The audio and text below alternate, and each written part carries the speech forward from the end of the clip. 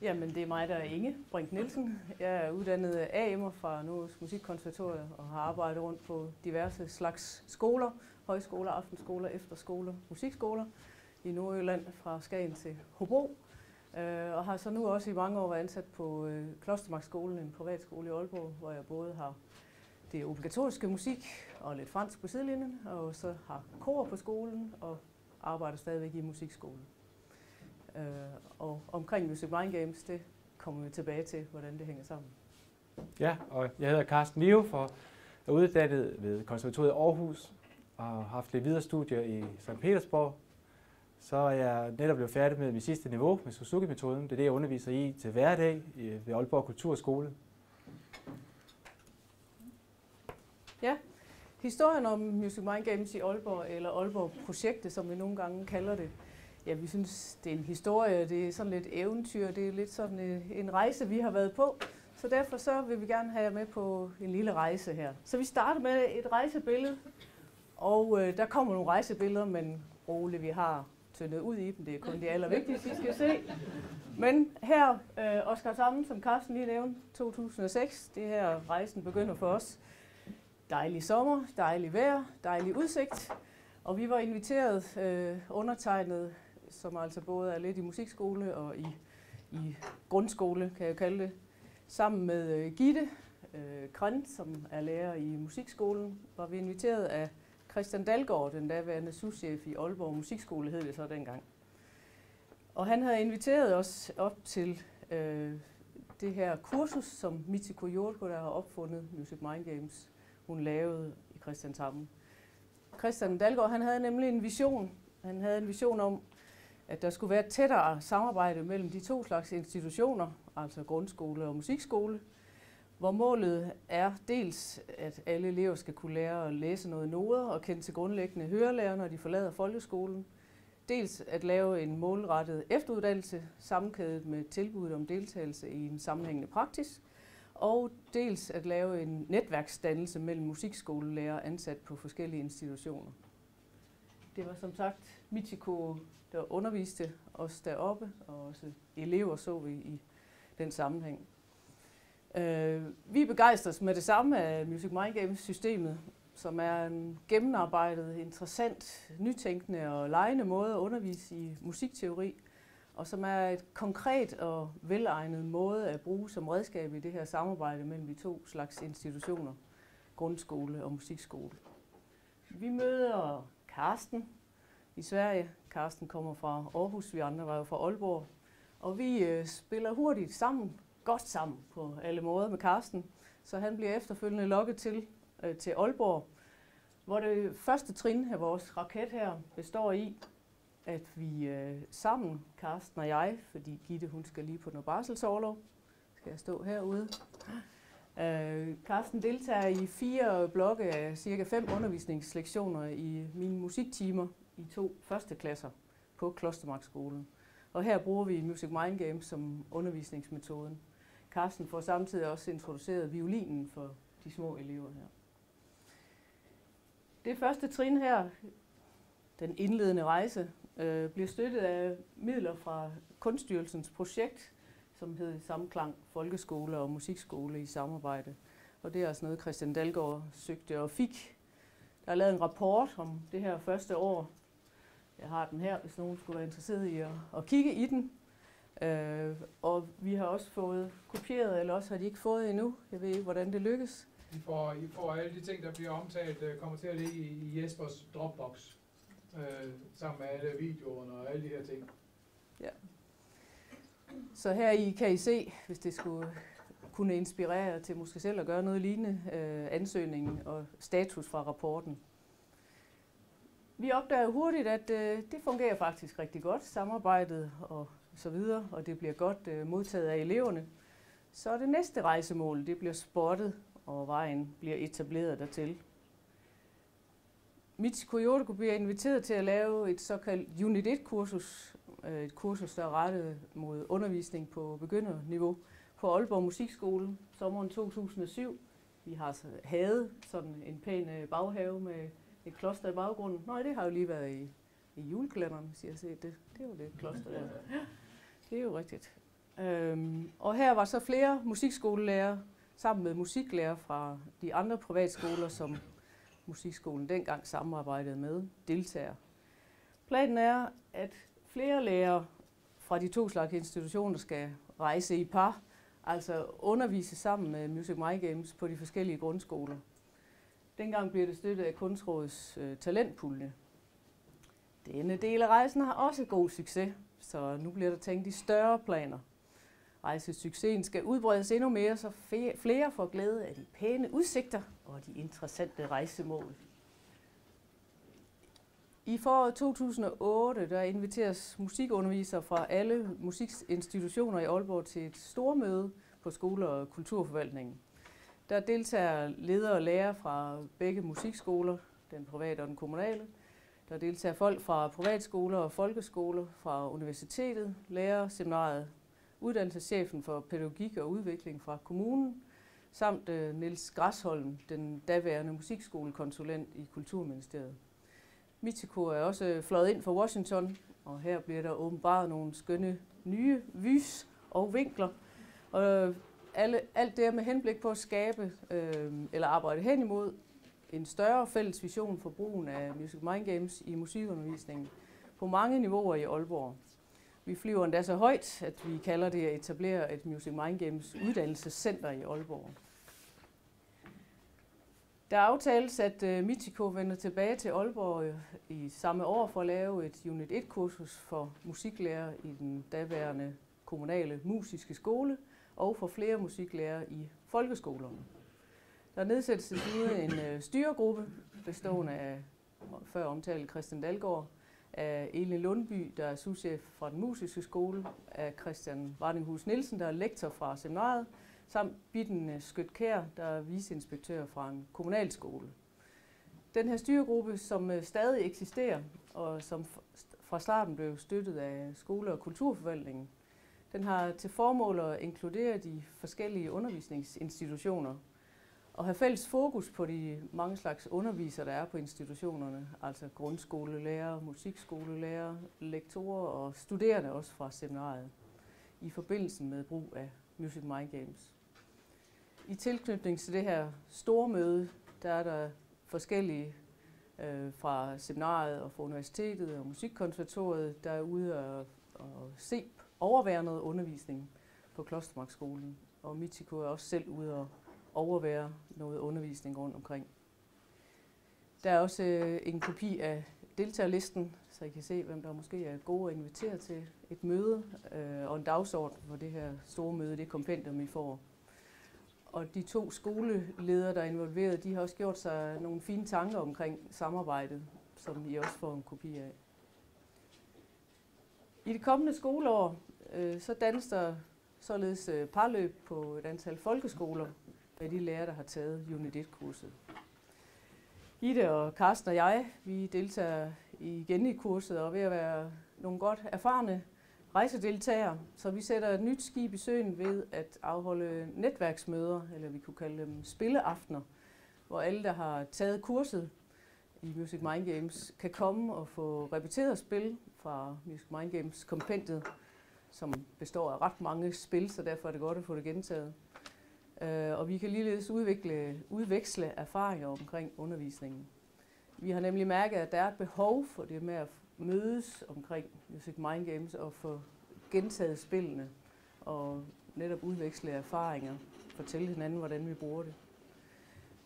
Samtidig bliver der fra Kunstrådets side givet støtte til at lave en dansk hjemmeside, musicmindgames.dk, som dokumentation for det arbejde, vi hidtil har lavet med udvikling af Music My Games i Danmark, og som også kan bruges for nye interesserede, og som sådan et samlingspunkt, et knudepunkt til en udveksling af de erfaringer, de forskellige undervisere har gjort sig.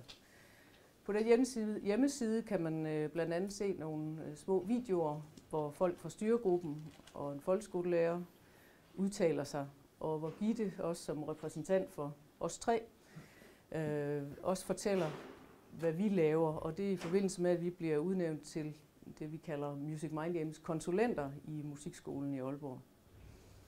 Gitte forklarer selv noget om, hvad det er, vi kan som konsulenter, Men jeg vil lige citere noget, Christian Dalgaard har sagt for begrundelsen for, at stadigvæk at have os som konsulenter, for det er vi stadigvæk i nu Kulturskolen. Han har sagt, vi værdisætter vigtigheden af at investere i udviklingen af Music Mind Games. Vi har opfundet noget, som vi holder ved, samtidig med, at vi har et håb og et ønske om videreudvikling. Vi har også tanken om, at vi kan blive bedre til at satse på kolleger internt, at bruge hinandens kompetencer. Citat slut. Og det sidste, det er jo set i lys af, at vi alle sammen er ansat i Kulturskolen i forvejen. Så det er vores interne kompetencer, vi kan bruge der. Vi har nogle fokuspunkter, vi arbejder med, og blandt dem kan jeg nævne hjemmesiden, som i dag ligger lidt stille, fordi vi er gået på Facebook i stedet for. Så vi har en side der hedder Music Mind Games Danmark. Vi arbejder på at synliggøre Music Mind Games både på musikskolen og uden for musikskolen. Vi har holdt spilleaftener. Vi har kontakten til seminariet og studerende der også. Vi holder interne kurser for lærerne. Og så har vi selvfølgelig også kontakten til Michiko, opfinderen af Music Mind Games, så vi er jævnligt opdateret. Og vi har også et antal materialer, de her konkrete materialer, vi bruger, som vi holder styr på, prøver at holde styr på Kulturskolen. Udnævnelsen af os kan ses som det 4. trin i vores rejseraket. Der kom nogle rejsebilleder igen der. I skoleåret 2009-10, der slås Aalborg Musikskole og den kommunale Aalborg, den musiske skole sammen. Og de fortsætter så turen som Aalborg Kulturskole, der er en kommunal institution. Den her fusion, den får Music Mind Games rejsen til at gå lidt ned i gear. Men vi 3 fortsætter som konsulenter under den nye ledelse, der jo også kan ane de her spændende udsigter og se perspektiverne i projektet. I det næste år, der satses der mest på de indre fronter. Netværksgruppen, spilleaftenerne fortsætter. Og vi 3 Music Mind Games konsulenter bliver certificeret sammen med 3 amerikanere som de første teacher trainer i verden. Tada! Og det er her, vi ser billeder her, hvor vi har ret til at give kurser i Music Mind Games for musikundervisere. Vi tager nemlig skridtet over i Washington og Delaware ved den dejlige strand. Og så der ser I her rejsefotoet med de nyslåede teacher trainer, der skuer ud i fremtiden og ser, hvad det hele det kan blive til. Der er også kommet et billede med noget Blue Jello hernede for neden. Blue Jello er sproget, titlen på det rytmesprog, man bruger i Music Mind Games, og det er i virkeligheden sådan noget blåt blæver noget, de godt kan lide at spise over i USA. Det er meget sødt. Jeg ved ikke, om det er noget, I ynder at spise, men det er i hvert fald blåt. Karsten fortæller noget mere om Blue Jello senere.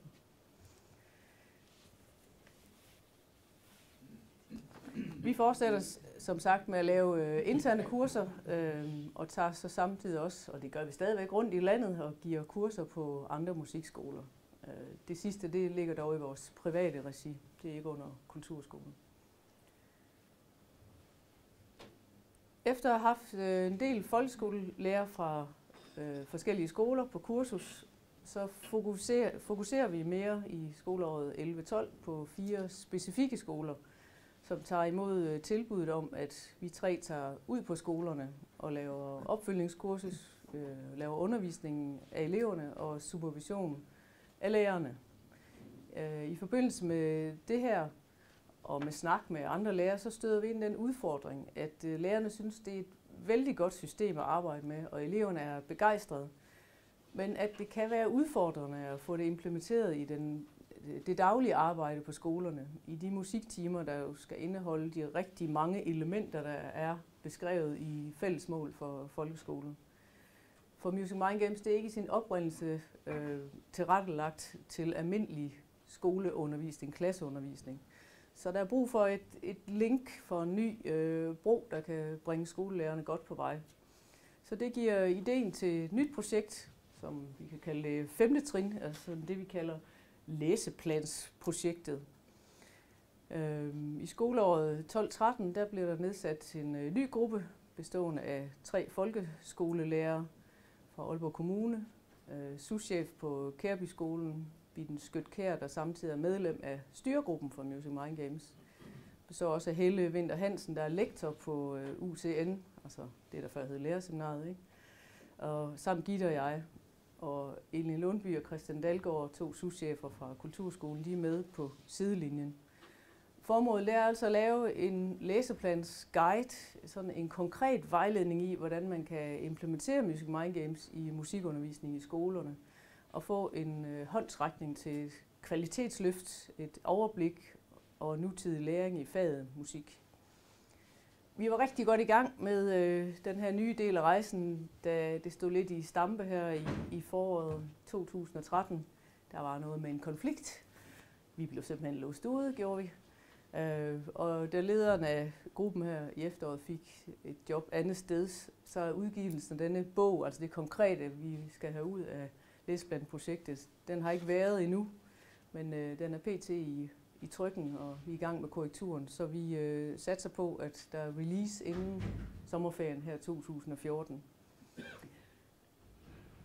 Denne del bliver støttet af skoleforvaltningen og de forskellige involverede skoler. Og vi regner med, at I kommer til at høre mere om det, fordi vi håber, at den her læseplansguide, den bliver et godt og brugbart værktøj for mange musiklærer i grundskolen, også ud over Aalborg Kommune, og jo selvfølgelig gerne i samarbejde med musikskolelærer. Jeg vil sådan runde den her afdeling af med at citere forordet til bogen. Den så fint fortæller om baggrunden for at lave det her stykke arbejde, og den samler så fint op på de her sidste trin i raketten, og desuden så viser den lidt fremover og fremhæver områder, der er vigtige videre frem. Så der står: Music Mind Games læseplanen giver eleverne højere fagligt niveau. Arbejdet med Music Mind Games giver lærerne et fagligt løft og udvikler egne kompetencer. Et læseplansarbejde i musik skal baseres på glæden ved at give børn muligheden for udvikling og uddannelse inden for musik. Det skal bygge på en grundig og kvalitativ afprøvet praksis og et samarbejde på tværs af institutioner, så produktet bliver brugbart i mange sammenhænge og for mange forskellige musikundervisere. Vi har en klar opfattelse af, at denne læseplansguide til brug af Music Mind Games i musik opfylder disse krav. I Aalborg Kommune har private skoler, folkeskoler, kulturskolen og læreruddannelsen samarbejdet i 4 år med Music Mind Games. Dette samarbejde har ført til mange udviklingsprojekter, nye måder at søge kvalitet i musikundervisningen på, og ikke mindst har vi opnået en ekspertise ved uddannelsen af egen instruktør og afholdelse af kurser internt i kommunen samt rundt i hele landet.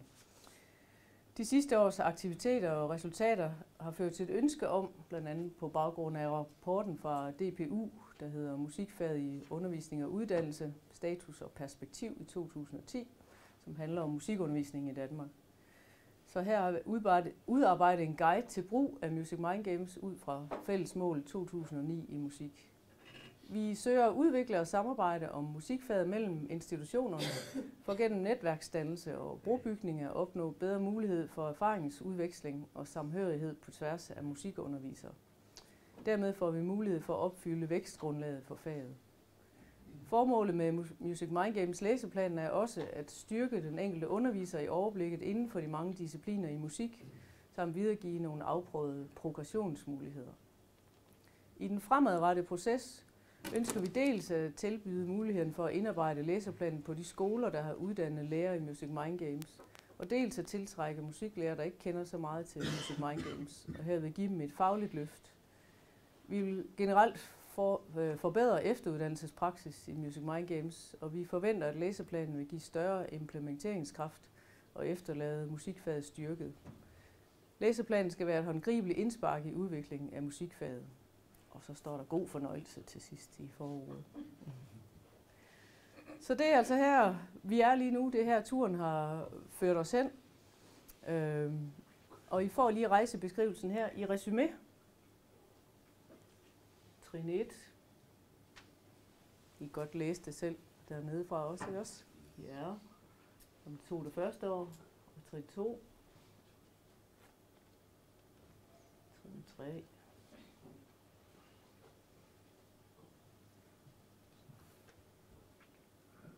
Trin 4.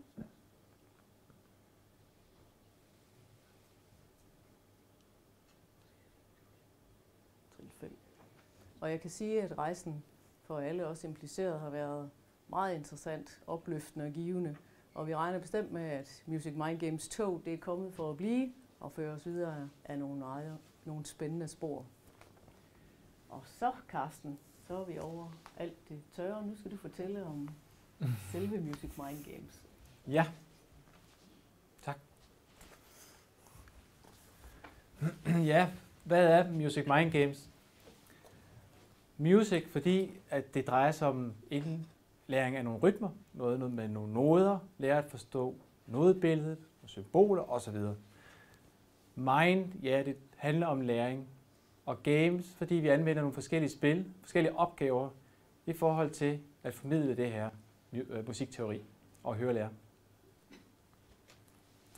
Det er, som nævnt, Michiko Yoko, der har udviklet Music Mind Games gennem de seneste 35-40 år. Hun er uddannet pianist og Suzuki teacher trainer i klaver. Og så lever hun faktisk af at rejse rundt i verden i dag og udvikle på materialerne. Men i og med, at hun holder kurser omkring i verden, så får hun også bragt den her metode rundt. Kort fortalt, der er Music Mind Games musikteori og hørelære. Ja, det er en metode, så der bliver foreslået en særlig fremgangsmåde. Der er nogle pædagogiske retningslinjer, de bliver kaldt hjørnesten, og der er også nogle retningslinjer, der omhandler, hvordan vi griber undervisningen an, helt fra de her små 4-årige elever, og så ellers op efter. Det er også i Music Mind Games ånden, at vi ikke, kan man sige, skal bruge den her spilrækkefølge, som den bliver anbefalet, men altså, at vi bare som lærere bruger det, vi kan, selv kommer på idéer, og ikke mindst tager de idéer, der kommer fra eleverne, og udvikler på det. Der blev spurgt, om det er en slags sekt. Det ved jeg ikke, hvad der skal til for at noget af en sekt, men det tænker jeg ikke, det er. Hjørnesten, det er de her pædagogiske retningslinjer. Det er nogle tanker omkring undervisningssituationen, hvordan vi som lærere gebærder os, hvordan vi er rent kropssprogsmæssigt, hvordan vi formulerer os. Det er ikke noget, Michiko har patent på. Det er noget, der er sagt før. Men det er nogle gode tanker at tage med sig i det daglige virke som underviser.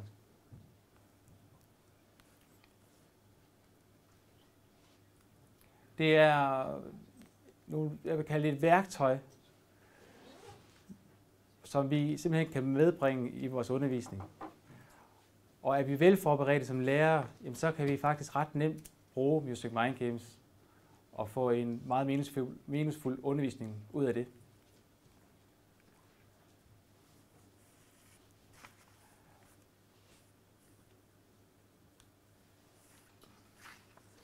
Det er gennemarbejdede materialer. Michiko, hun er perfektionist, og det bærer materialerne præg af.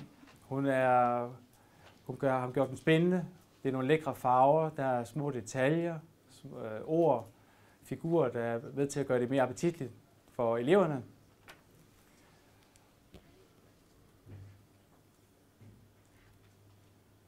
Da vi mødtes i 2006, der skulle man downloade de her materialer, og efterfølgende printe ud, laminere og ellers klippe til det antal elever, man havde behov for. I dag er det muligt at købe dem via nettet, og så er de sprøjtelamineret. Så det er noget mere enkelt at stå og få fat i materialer i dag. Der er ikke noget revolutionerende omkring de her materialer, i hvert fald ikke dem alle sammen. Jeg tænker, at der er mange musiklærere, der selv har været i gang med at klippe klistre, og egentlig nået rigtig langt med noget af det samme. Men i og med, at Michiko har bragt det lige det der skridt videre, det gør virkelig en stor forskel i undervisningen.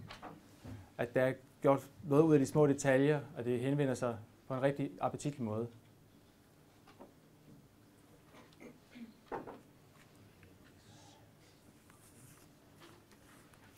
Der er overordnet 9 emner. Til hvert emne er der en spilrækkefølge. Som nævnt, så er det muligt at starte spillene fra en 3-4 års alderen, og så ellers op efter den her progression, der nu er foreslået. hvis jeg har et barn på 4 år, så kan det være oplagt at starte med spil 1, og så efterfølgende spil 2. Har et barn, der er ældre, så kan det være, at jeg springer ind i min spilrækkefølge. Det kan godt være, at jeg starter med spil 1, men så er det med en anden hastighed, jeg går igennem de første spil. Jeg tænker, det er godt set, det med at bruge noget, der er sjovt. Det er både sjovt for voksne og unge og børn. Men bruge noget, der er sjovt, noget, der er hyggeligt, noget, der er spænding omkring, og så blande det med noget, der kan være lidt tørt at formidle, altså det her musikteori. Jeg vil gerne vise jer en video, der hedder Fine, og det er fordi, at Music Mind Games... Nej, det vil jeg sige for senere. Her kommer en video. Vi skal til spillet Fine. Jeg beder jer om at tage begge to en hel node, en halv node, en fjerdedels node, en 8. node og en 16. node. Det der. Og det er ikke en halv node. Nej, det var det ikke. Det var den der. Det var den her, Maja. Det var den her. Det er den der. Fjerdedels node. Eller vi kan se det på dig, Karsten. Der. Hele noden ligger i tættest ved knæene. Den får bare lov til at blive liggende her.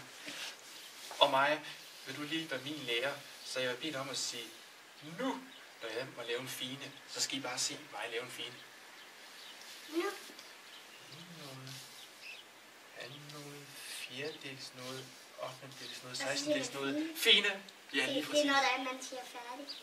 Det er lige præcis færdig på italiensk. Men færdig på dansk og fine på italiensk. Okay, vi blander. Og når Alberte, hun siger nu, så laver vi alle sammen fine. Nu. Hele noget må gerne blive liggende. Ja. Nu.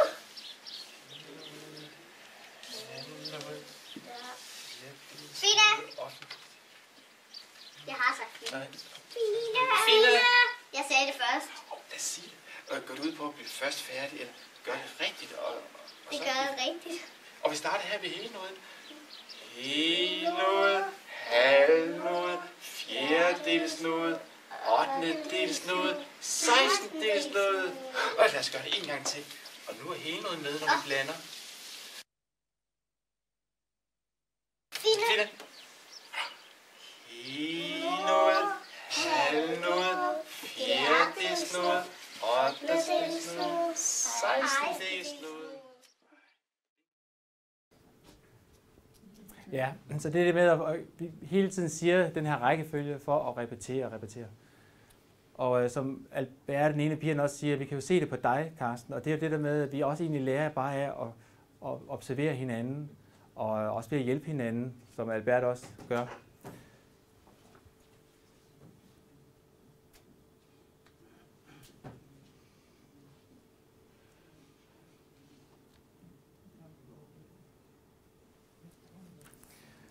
Der er overordnet to typer spil inden for Music Mind Games. Der er noget repetition, og der er noget indlæring. Og indlæringsspillene, det handler om at lære nye begreber, ny musikteori. Og når vi er fortrolige med det, så går vi i gang med repetitionsspillene og får repeteret. Og det er ikke fordi, jeg ikke kan lide at undervise i nyt, men jeg synes, det er rigtig sjovt at lære, når vi har fat i nogle repetitionsspil. Det er der, hvor eleverne kan sidde i deres små grupper, eller sidde for sig selv, parvis, og så ellers bare øve musikteori ved at spille. Og som lærer er jeg på sidelinjen og observerer og træder til alt efter behov.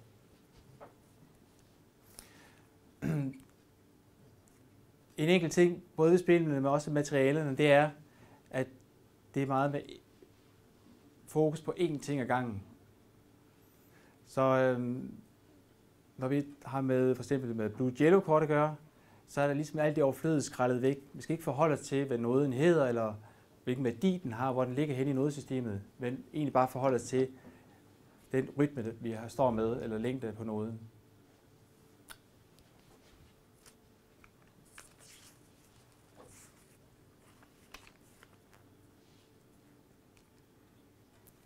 Spilrækkefølgen er levende på den måde, at Michiko, hun jo rejser rundt i verden. Hun møder rigtig mange kolleger omkring, som har idéer til, hvordan der kan ændres, eller der kan tilføjes ting.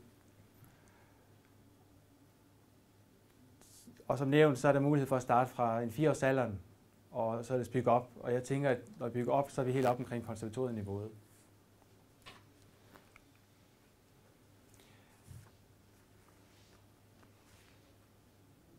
Ja, variation.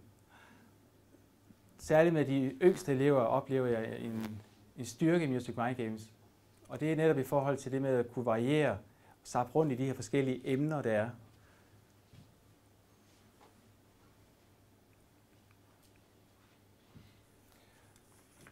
Forskellige sanser. Ja, der er i hvert fald noget visuelt. De her materialer med farver, de små figurer, små detaljer. Der er noget auditivt, i og med at vi har noget solmisation, vi har noget blue jello. Og så er der taktile sans, det er med, at vi får noget i hænderne. Vi har materialerne mellem hænderne. Og noget kinestetisk, den kinestetiske sans, at vi gør noget aktivt, mens vi lærer. Det har vi blandt andet, når vi laver blue jello, håndtegn, når vi laver solmisation.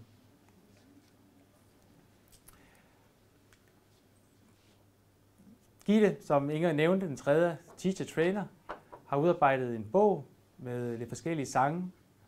Det er sange, hvor i musikteorien indgår. Så vi synger musikteori. Og det vil jeg rigtig gerne vise jer i endnu en video. Det omhandler nodesystemet. Så man kan sige, i stedet for at jeg som lærer siger, at det er en G-nøgle, og her har vi nodelinjer, så synger vi sangen omkring nodesystemet. Hej nodesystem. Ja. Hej nodesystem. Her er en G-nøgle, her er en F-nøgle, dot, dot. Her er der nodelinjer, her er der mellemrum. Her er et linjesystem til diskanten, her er et linjesystem til bassen. Her er en akkordlader, her er et nodesystem. Badum, badum, badum. Nodesystem, akkordlader, linjesystem til bas og diskant. Mellemrum, nodelinjer. Her er en G-nøgle, her er en F-nøgle, dot, dot. Hej! Ja, så først den ene vej, og så bliver det sunget baglæns. På nær til allersidst. Og der er altid lige et par skarpe i klassen, der har hånden op og markerer, jamen det var ikke helt baglæns.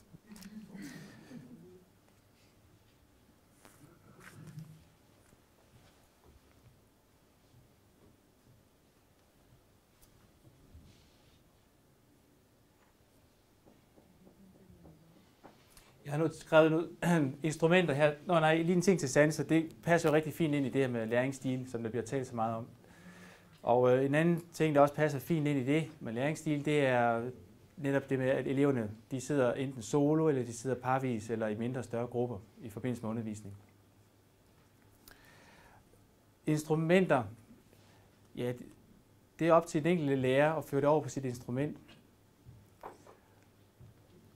Der er netop foreslået at bruge xylofoner i en ny spilrækkefølge, der netop er kommet fra Michiko. Og det giver jo rigtig god mening, det med at få den her teori ført videre over på et instrument, så det er ikke bare for teoriens skyld.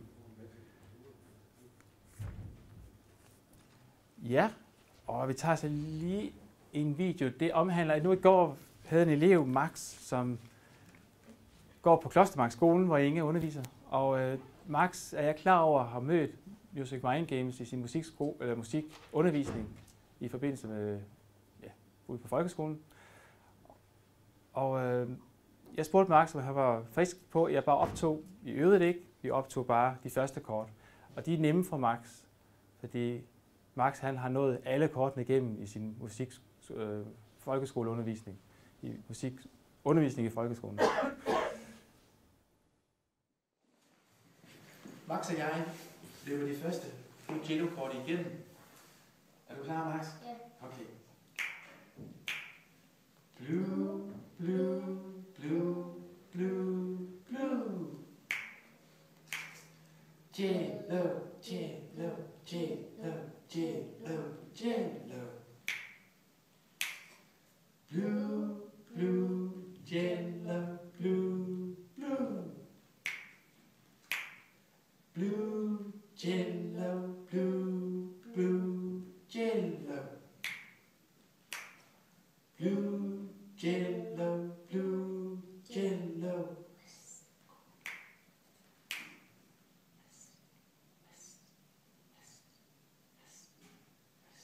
Tak for det, Max. Jeg synes, det giver rigtig god mening at få det netop ud i folkeskolen med Music Mind Games. Og jeg synes, det er en fornøjelse, når jeg så som musiklærer kender til det, og få nogle elever, der allerede kender det her sprog.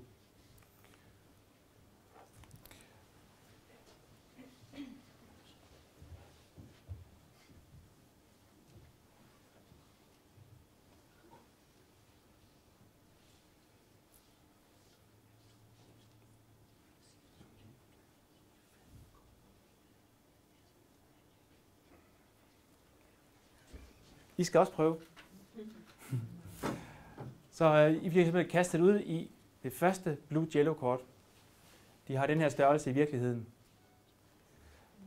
Det er håndtegnet for Blue. Det er fotoet, I ser her.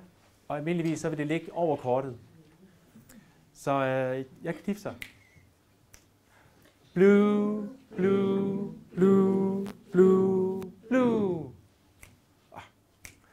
Og det næste kort, vi præsenterer for jer, det er faktisk fordi, nu er I lige sprunget ind på spil 2. Vi har ikke mødt Blue og Jello, men det har I så i spil 1. Men spil 2, der er vi nået til, og det er Jello, det næste håndtegn. Det var den der Blue Jello, der var et billede af. Okay, klar. Jello, Jello, Jello, Jello, Jello. Blue, Jello, Blue, Jello. Rest. Og det er rest lige præcis. Og vi visker, fordi det er en pause, og vi ikke spiller i pausen.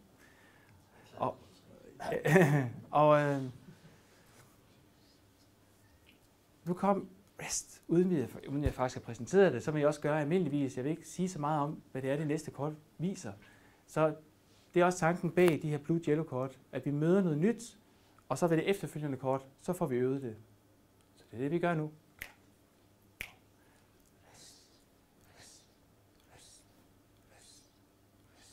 Ja, lige præcis.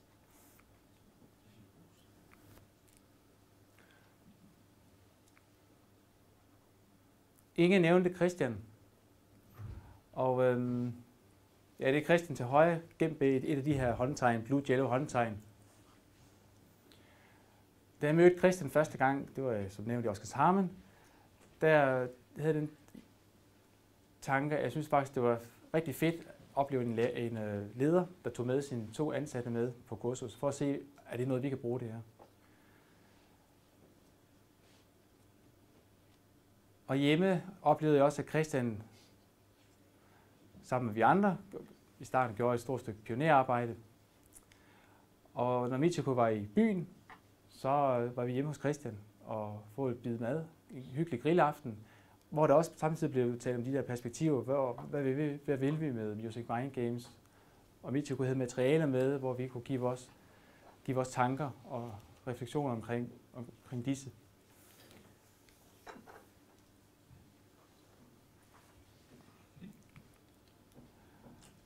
Og jeg tænker også, det er sådan nogle ord, der har været imellem os. Både vi 4 fra Danmark og Michiko, og også Inge, Gitte og jeg, vores arbejde sammen og i forhold til Christian.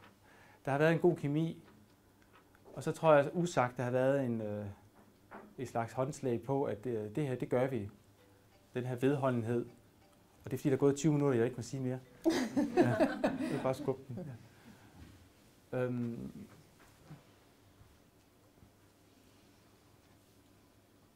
Ja, der har været en god kemi.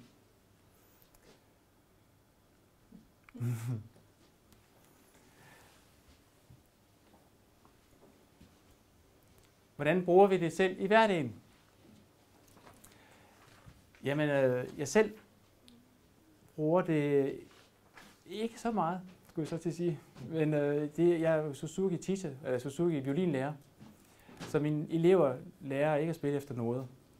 Men jeg har ældre elever, og elever, der kender til Music Mind Games, og der benytter jeg det. Jeg benytter det så til gengæld i mine fælles timer. Det er også en del af Suzuki-metoden, hvor jeg bruger Music Mind Games.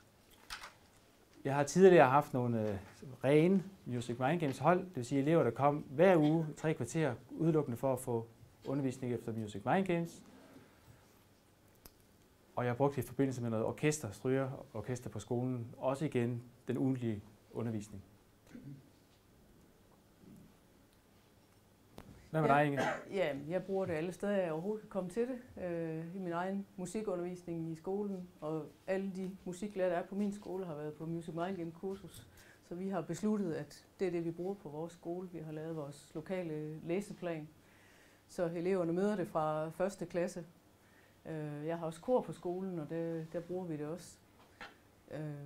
Så i den sammenhæng, der kommer det naturligt ind, de forskellige steder, jeg har børnene. Og de kan jo så også bruge det videre de andre steder, de skal hen. Vi bruger det jo så også lige os imellem til at komme ud og lave kurser. Og det er jo som sagt tidligere både for musikskolelærer og for folkeskole, grundskolelærer, gymnasielærer har vi faktisk også lavet kurser for.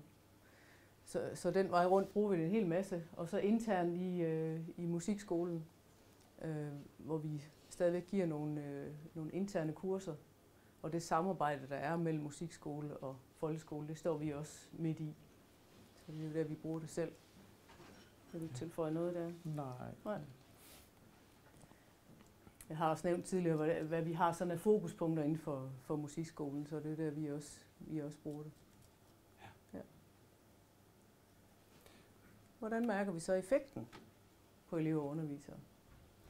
Ja, jeg har jo været inde på det, men det er bedre, at jeg får de her elever, der har mødt det ude i deres musikundervisning i folkeskolen, og så får dem ind. Det kan jeg mærke, det er virkelig en fordel. Og så det der med, at jeg selvfølgelig selv kender metoden, så har vi det her fælles fodfæste. Jeg har indimellem tabt underkæben, når der kommer nogle af de her elever, og det er positivt ment, men at de har haft nogle lærere ude i folkeskolen, der har satset måske mere inden for et område end andre, og så kommer og kan en hel del inden for det. Så vi møder flere og flere, som Karsten, der mest er i musikskoler, altså musikskolelærer, som melder tilbage. Men eleverne kunne allerede noget, da de kom til os, fordi de havde lært det hjemme i deres grundskoler.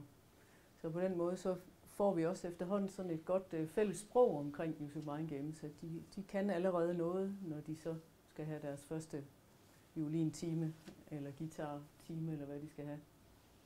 Så på den måde mærker vi effekten hos eleverne. Vi mærker det også ved, jeg vil også sige min egen musikundervisning i skolen. Altså jeg havde aldrig før lavet musikdiktat i 1. klasse, før jeg begyndte at bruge Music Mind Games.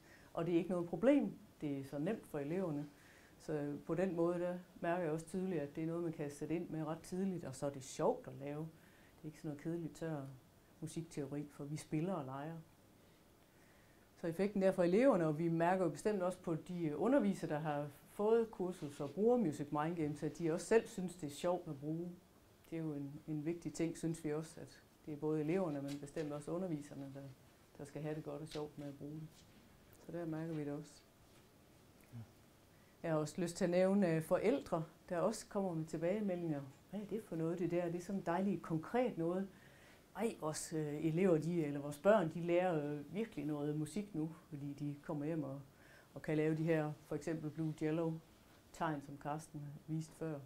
Så der mærker vi også en effekt, at det breder sig ud. Og det der musik, det kan mange ting. Det kan også lære børnene at kunne noget teori.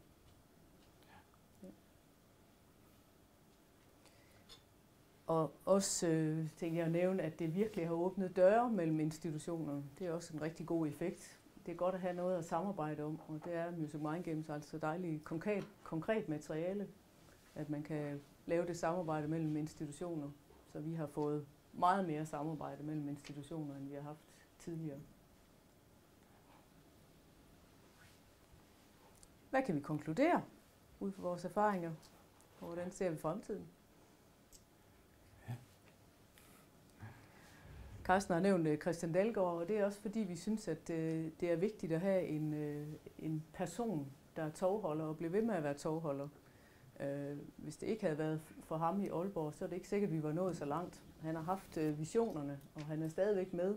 Så vi tænker, at det er vigtigt at have en eller flere personer, der holder ved sådan en idé, en vision, som man har haft. Og så tænker jeg også, for mig har det i hvert fald betydet meget, at det igen, at der var den her opbakning fra ledelsen, og så det med, at nu gør vi det lige igen. Fordi jeg havde godt nok været på mit første kursus, men altså, jeg blev så også begejstret.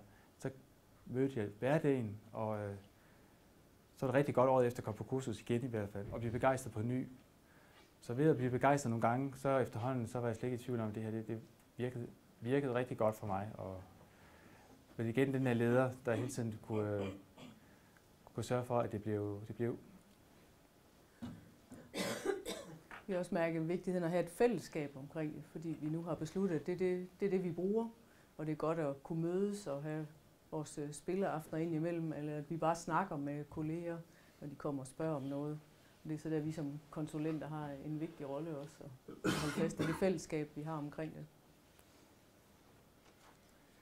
Vores vision er i fremtiden, at det kommer ind i rigtig mange grundskoler, at det virkelig bliver spredt rundt, så man mærker effekten frem og tilbage. Både at fagligheden, det kan give fagligheden i skolerne et rigtig godt løft, og at det også kan give det et rigtig godt løft i musikskolerne med den her pingpong. Vi har fælles sprog. Eleverne kommer tidligere i gang med at lære omkring musikteori. Ja. Og selvfølgelig kan det være et rigtig godt værktøj til det her samarbejde, som gerne skal blive rigtig godt i fremtiden omkring eller det, der står i skolereformen, ikke? At musikskoler og folkeskoler nu skal samarbejde. Så det tænker vi, det er i hvert fald et godt redskab, man kan samarbejde om helt konkret.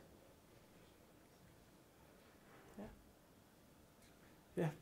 Har I noget materiale, som I udleverer til forældre? Fordi jeg kunne da godt forestille mig, at der er nogle forældre, der siger, hvad er det der hjælper for noget? Ja. Ja. Det tanken er egentlig sådan helt oprindeligt, at i Music Mind Games, så kommer forældrene med til undervisning. Det er den her Suzuki-tankegang, hun har taget med sig over Music Mind Games. Men det gør de nu af altid, det der. Nå, okay, ja. Men jeg har ikke nogen materiale udleveret til forældrene. Men i mit fælles time, der kommer mine forældre, eller elevers forældre med til undervisning. Ja, det er jo Suzuki. Det er det. Ikke? Ja. Ja. Altså I har jo været nede og holdt kurser for vores indskolingslærer, hvor vi har lavet ind i musikken. Og der, jeg synes, jeg har hørt fra en del forældre, at det er rigtig godt det her, men hvad er det grund for noget? Okay. Vi har ikke udarbejdet i læseplansprojektet, der har vi udkast. Ja, det kan I gøre selv. Ja. I må gerne bruge alle mulige billeder, vi har også materialer. Ja. Ja, det er spørgerunden, der er i Ja, det er spørgerunden. Vi er nået til spørgerunden.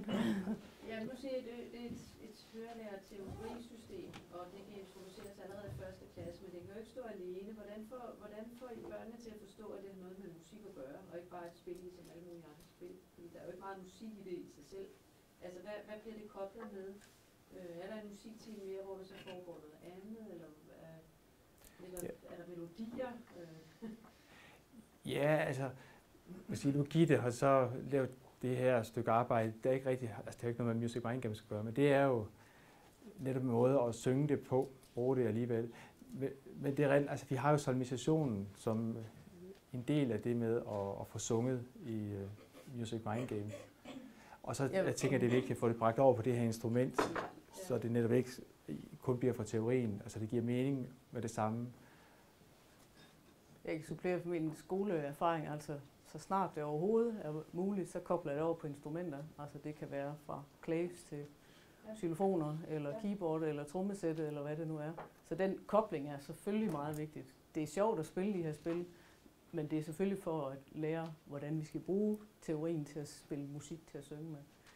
Så det er lige så snart man kan, altså snart de har lært de her første rytmer, jamen, så kan vi jo klappe dem, så kan vi spille dem på et instrument. Så det er så snart de er kommet i gang. Og de her 9 emner, nu vil vi ikke komme så meget ned i detaljen om, hvad det indeholder her i dag, men de er sådan delt ud. Nu har I haft lige det første med rytmer i dag, så er der noget med noder. Der er jeg for eksempel i gang med min 3. klasse nu, de er ved at lave om nodesystemet, og så snart de lige har lært noget, så skal de selvfølgelig skrive deres egne små melodier med vores magiske noder på nodesystemet. Altså nodesystemplader, som ligger på gulvet, så her kan vi så putte noder på.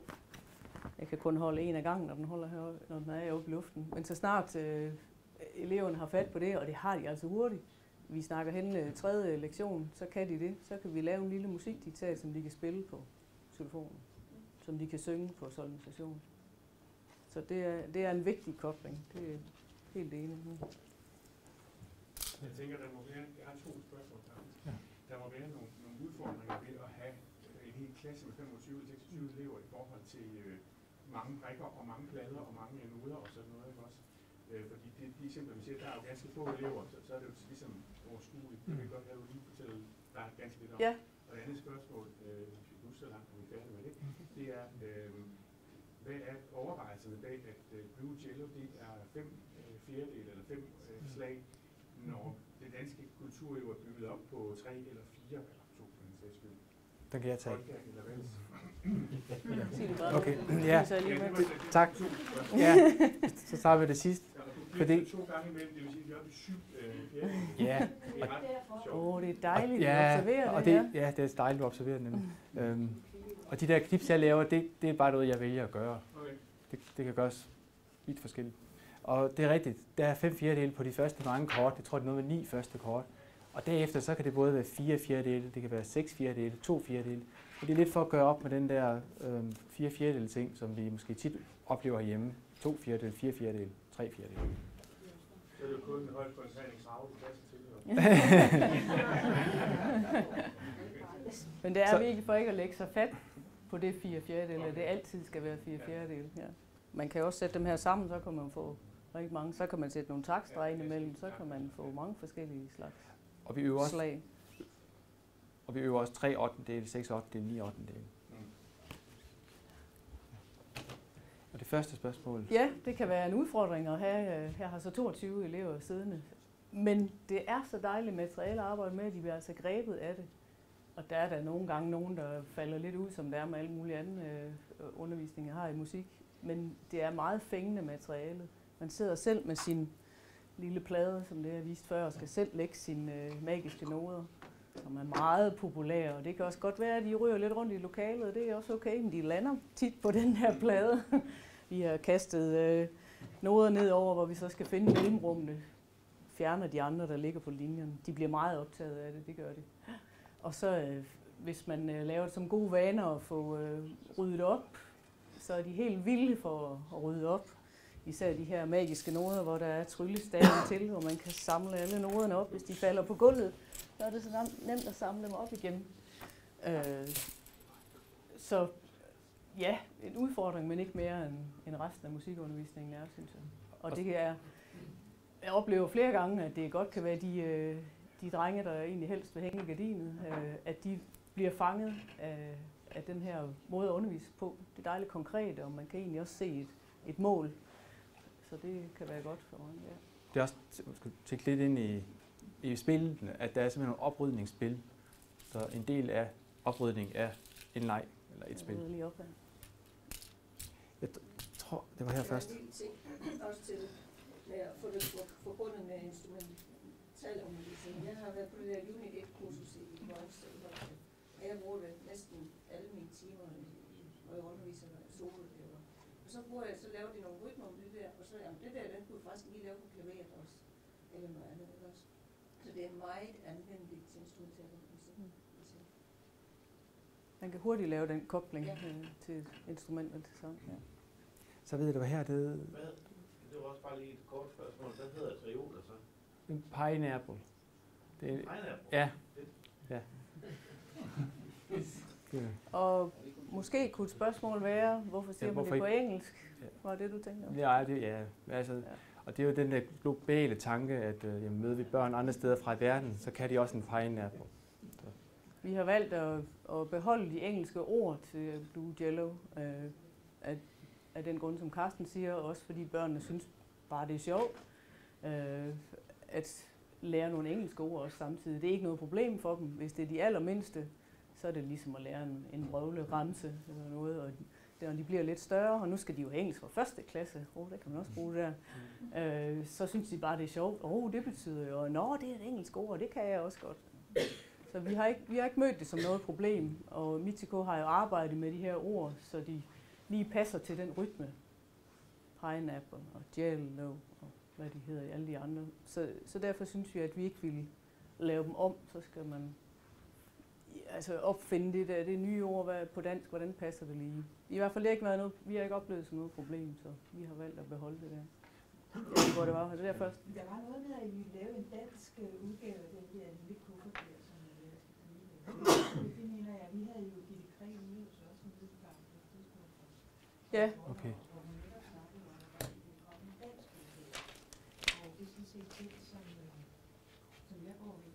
Ja, spilbeskrivelse.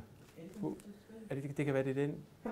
Der er sådan en tyk bog, hvis du vil holde den anden op, Carsten, den gamle, og så den, der er på vej som ny, som man får udledet, når man er på kursus, hvor der er beskrivelser af alle spillene, som er i Music Mind Game. Og den er stadigvæk på engelsk.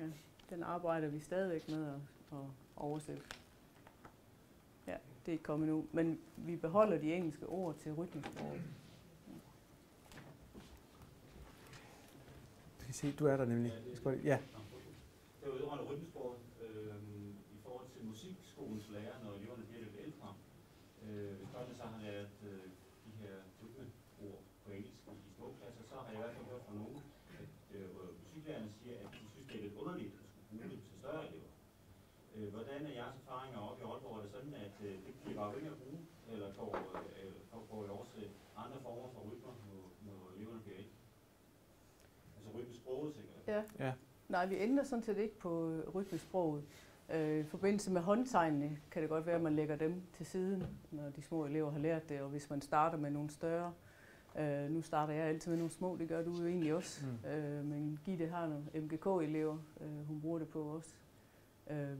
Og der er det ikke sikkert, at hun bruger håndtegn, fordi de synes, det er lidt for fjollet måske. Men sproget er det samme, ja. Det er jo sådan, at man hurtigt kan genkende et billede, et rytmebillede, ligesom man kan kende et ordbillede, hvis man læser ord.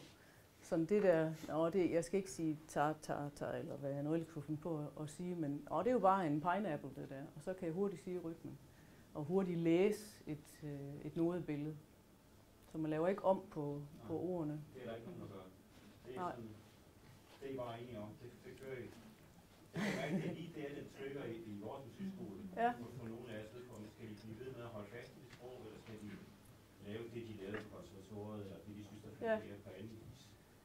Altså, jeg kan godt sige til det, at da Carsten var nede hos os for nogle år siden og holdt pædagogisk, der viste du et meget fascinerende klip med Michiko, som faktisk, jeg tror det er en klaverelev, hun har, som med en Chopin, en polonaise eller et eller andet, hvor eleven lynhurtigt lærer rytmen til den der polonaise via det der sprog.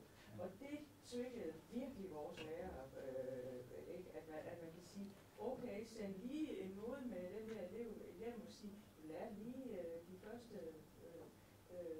jeg ved ikke hvor mange takter selv, og du har faktisk redskaberne til det.